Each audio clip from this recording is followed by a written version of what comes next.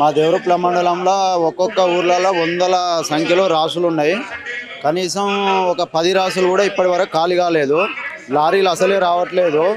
మిల్లర్లు సహకరిస్తలేదు, ప్రభుత్వం సహకరిస్తలేదు, మా ఎమ్మెల్యే గారు కూడా సహకరిస్తలేరు. టోటల్గా కాంగ్రెస్ గవర్నమెంట్ టోటల్గా ఫెయిల్ అయిపోయింది. వెంటనే మరొక విషయం ఏంటంటే రైతు బంధు కూడా పూర్తిగా అయ్యలేదు.